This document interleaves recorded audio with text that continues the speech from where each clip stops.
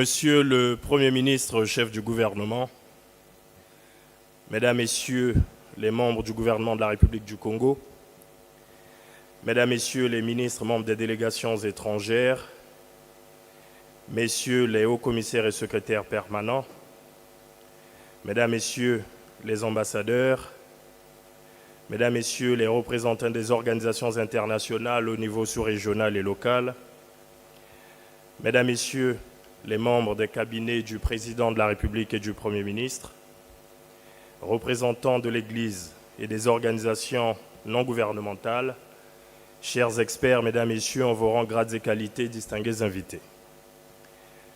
Depuis hier, 26 octobre, Brazzaville est la capitale verte de la planète.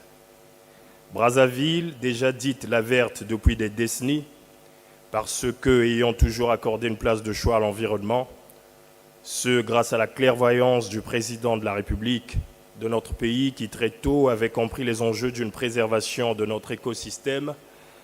Brazzaville, la verte, disais-je donc aussi parce que vous avez des arbres partout. Excellences, Mesdames, Messieurs, vous le savez probablement, ici en République du Congo, du plus petit au plus grand, planter un arbre est une seconde nature.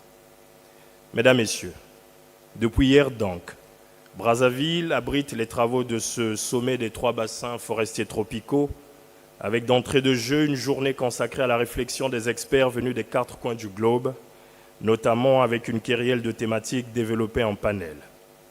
Aujourd'hui, Mesdames, Messieurs, s'ouvre sous le patronage de Monsieur le Premier ministre, chef du gouvernement, le segment ministériel, sorte d'antichambre du segment de haut niveau des chefs d'État, qui planchera sur les points qui seront débattus demain. Ils sont aussi venus de plusieurs pays. Ces ministres présents dans cette salle, je vous demande respectueusement de leur souhaiter à eux et à toutes les autres délégations la bienvenue à Brazzaville par de salves d'applaudissements.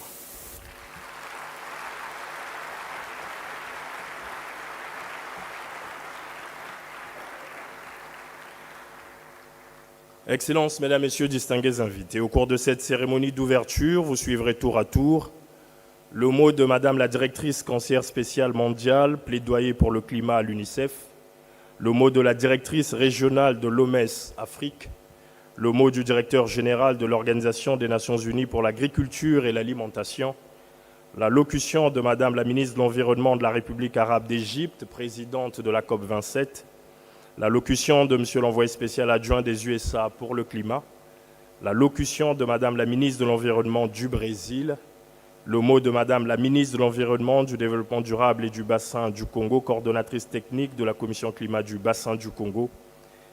4 minutes de documentaire sur le climat.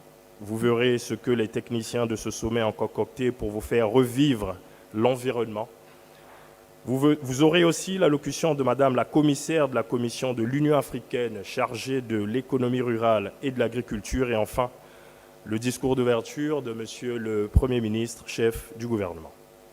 Une photo de famille est prévue à la fin de cette cérémonie d'ouverture. Excellences, Mesdames, Messieurs, nous invitons à présent Madame Paloma Escudero, directrice conseillère spéciale mondiale plaidoyer pour le climat à l'UNICEF. Nous l'invitons à prendre la parole.